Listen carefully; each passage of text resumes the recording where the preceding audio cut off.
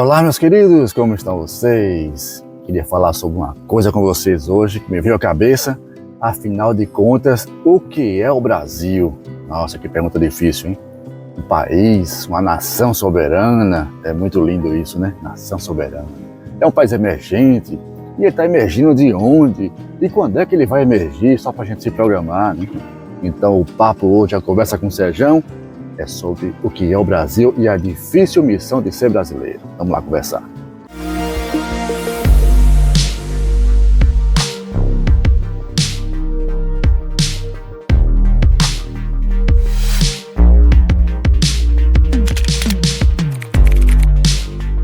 Meus queridos, estamos em Porto de Galinhas. Quem não viu o vídeo anterior, dá uma olhadinha lá que a gente mostra as belezas daqui. Lugar incrível. E agora estou pegando uma água aqui porque as nossas caixas já esvaziaram, nós vamos pegar a estrada. Então estou transferindo um pouquinho da água daqui para a nossa caixa lá embaixo. E pensei em falar sobre esse assunto com vocês, gente, porque eu me recordei de uma entrevista que eu vi há um certo tempo atrás. E alguns dias eu me recordei disso e pensei que seria um bom tema. A entrevista era o seguinte, da Rede Record. Estava procurando um eremita, um ermitão, um eremita, não sei qual é o termo exato. Ou os dois eu acho que é a mesma coisa. Esse repórter estava procurando esse cara que morava no litoral de Santa Catarina. Não lembro qual é a cidade, era uma cidade do litoral de Santa Catarina. E era um cara, uma figura bem peculiar, bem conhecida entre os moradores. E a Rede Record daquele jeito, né? Aquele sensacionalismo, procurando o cara, conversando com os moradores da cidade. Achou. Um cara que morava numa caverna na praia, perto da praia, eu acho. E a figura era exatamente o que eu imaginava. Um cara de barba comprida, de cabelo comprido, roupas simples. Mas o que ele falou nessa entrevista me chamou muita atenção. Tem uma mangueira que consegue trazer para cá, mas a mangueira ela fica, a pressão é muito pequena, vai descendo bem devagar, de maneira que eu prefiro fazer assim. Mas continuando lá, gente, esse rapaz, ele, como eu falei, né? Era aquele jeito de eremita que vocês imaginam, cabelão, barba. Mas o que me surpreendeu foi a maneira como ele se reportava, a eloquência e a gentileza que ele tratava os repórteres ali nas perguntas e a maneira como respondia, sempre com muita razão, com muita sabedoria. E os repórteres fazendo algumas perguntas básicas, mas chegou uma hora que o repórter perguntou a ele, na sua opinião, o que é que você acha que é o Brasil? O que é o Brasil? Aí eu pensei, nossa, pegou esse cara agora. Aí ele pensou um pouco, refletiu, talvez na cabeça dele estava imaginando uma resposta que não fosse ofender ninguém, né? Que não fosse agressiva. Então ele pensou e olhou para a câmera e disse, na minha opinião, é só um território. Caramba, essa resposta dele me fez pensar muito na época e até hoje eu penso. Eu que era um cara de jovem, antes da matéria, na verdade, era um cara jovem que vivia com camisa de Che Guevara, achando que ia fazer uma revolução no Brasil. Essa resposta desse cidadão me ensinou muito mais do que todos os meus professores da universidade. Muito bom mesmo. E é sobre isso que a gente vai falar. Adesivo, novo amigo, casulo na estrada.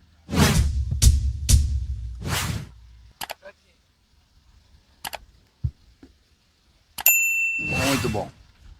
Legal adesivo, né? Bonito. Eles são, o pessoal estava aqui, casulo na estrada, são no Rio de Janeiro, um rapaz muito simpático. Eles estavam transportando um trailer que compraram lá em Jericoacoara e levar para o Rio de Janeiro para reformar ele e vender. A gente conversou bastante. E é interessante essa diversidade cultural do Brasil, né?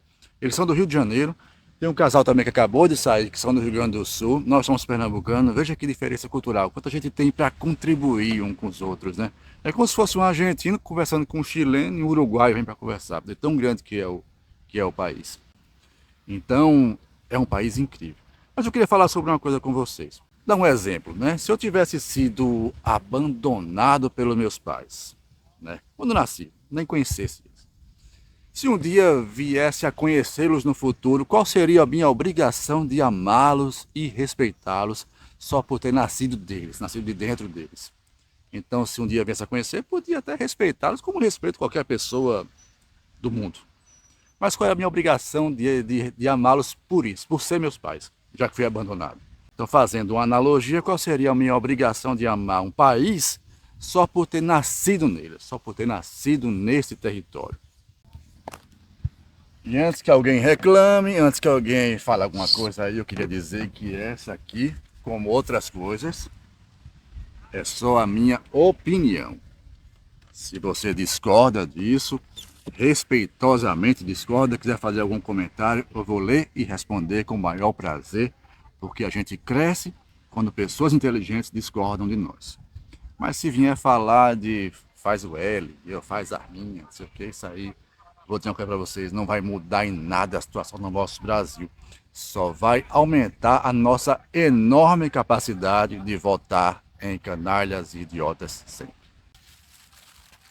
Muito se fala, gente, no Brasil sobre educação. Que o problema do Brasil é a educação, ou a falta dela, né? Que se investisse mais nisso, se a gente tivesse recursos maiores, uma gestão melhor na educação, o Brasil estaria em situação muito melhor. Mas eu vou falar uma coisa para vocês, gente, sobre isso. Todo mundo conhece o nazismo, né? E todo o mal que ele fez para a humanidade, né? O extermínio dos judeus e outras minorias. Todo mundo sabe o que aconteceu lá na Segunda Guerra. E o nazismo cresceu no seio de uma nação das mais educadas do mundo na época, que foi a Alemanha. Isso aí todo mundo tem que concordar. É um país de pessoas super educadas. Então, você sabe que a educação é um problema no Brasil, mas eu acho que é muito mais do que só isso. Eu acho que só a educação não resolve o problema do Brasil.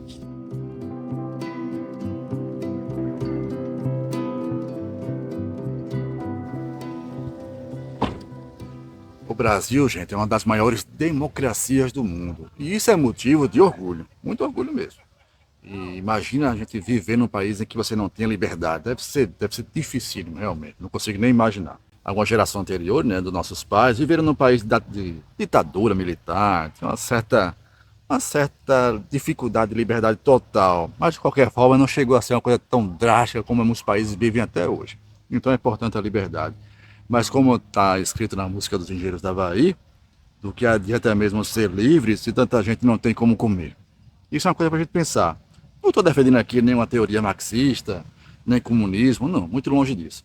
Eu acho que a liberdade é fundamental, a democracia é fundamental, e isso não deve ser mudado, isso deve ser mantido. Mas dar uma olhadinha na praia antes de ir embora, se despedir. O local aqui é muito bom, espaçoso, estava cheio de motorhomes, né? Porque hoje de manhã saíram vários, saíram uns 4 ou 5.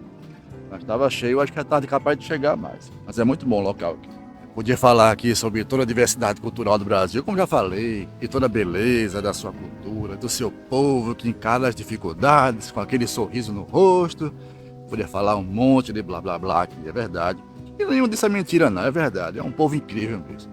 Mas a capacidade que o Brasil tem de nos decepcionar, de nos entristecer, é uma coisa sem igual. A gente sempre cai nos mesmos problemas.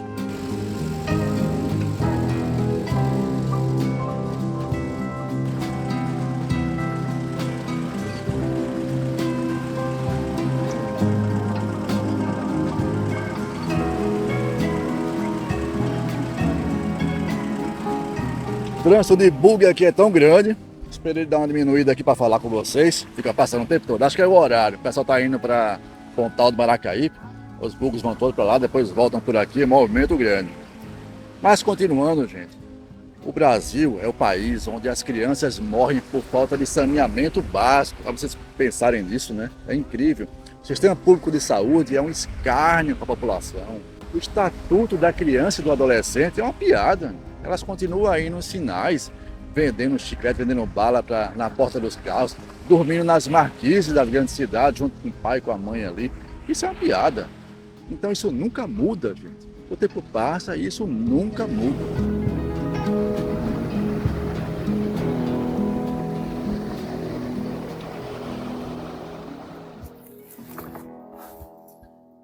E antes que você coloque aí nos comentários dizendo quem é o culpado disso tudo, eu vou me antecipar e dizer para vocês, gente, o culpado sou eu. Sim, sou eu. O culpado sou eu, o culpado é você, o culpado somos nós como brasileiros. Nós somos os culpados de construir o Brasil que ele é hoje. O Brasil como nós conhecemos hoje. Nós somos culpados.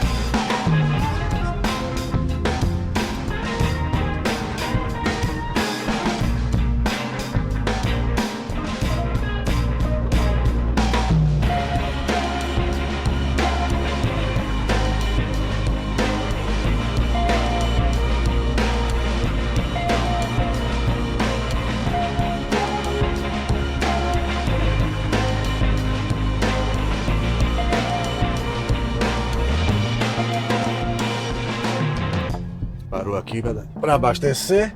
Como o assunto é o Brasil, tem uma coisa que me espanta aqui, né? A nossa gasolina aqui na nossa região estava em torno de 5,50, 5,60. Da noite para o dia, ela fica 6,15, 6,20. Sem aumento de Petrobras, sem nada, é uma coisa sem explicação. Realmente os postos no cartel, sei lá o que é, se a gente pode falar essa palavra, mas de repente aumenta tudo, da noite para o dia, sem motivo. Dá uma explicação lá de custo, de coisa, mas paciência. Mas o que nós estávamos falando era outra coisa. A nossa culpa do Brasil ser o que ele é hoje. Vou até dar uma encostadinha aqui. É culpa nossa quando a gente constrói isso. E como é que a gente constrói isso? Vou dar um exemplo. Quando a gente aplaude aquela moça, sem criticar nem julgar ninguém pessoalmente, mas aquela moça que fica famosa no reality show, mostrando o corpo no biquíni, na piscina do reality show, e depois vai para um programa de domingo à tarde ser aplaudida pelo Brasil todo e chamada de celebridade pelo apresentador, e a gente tudo aplaudindo. Gente, celebridade. Eu vou até anotei aqui, por isso que eu parei. Sabe o que é celebridade? Eu fui buscar no dicionário. Celebridade, distinto pelo saber, mérito e demais qualidades louváveis, notável, ilustre. Então é assim que a gente contribui para a construção do Brasil. Celebridade. Aí você vai ver alguns dicionários mais modernos, já está dizendo lá de celebridade, famoso. Pô, famoso é uma coisa, celebridade é outro. Então é assim que a gente constrói. Constrói quando a gente aplaude também aquele jogador de futebol, sem também julgar ninguém especificamente e nem querendo generalizar, mas aquele jogador de futebol que tem hábitos terríveis, de caráter mesmo, de comportamento, tanto dentro de campo quanto fora de campo, comportamentos realmente péssimos, mas são aplaudidos como os heróis do Brasil. E é o herói do Brasil porque fez o gol na Copa do Mundo. Então, gente, é dessa forma, dois exemplos bem simples, mas é dessa forma que nós, eu, você, nós, construímos o Brasil que ele é hoje. Vou pegar a estrada e conversar mais.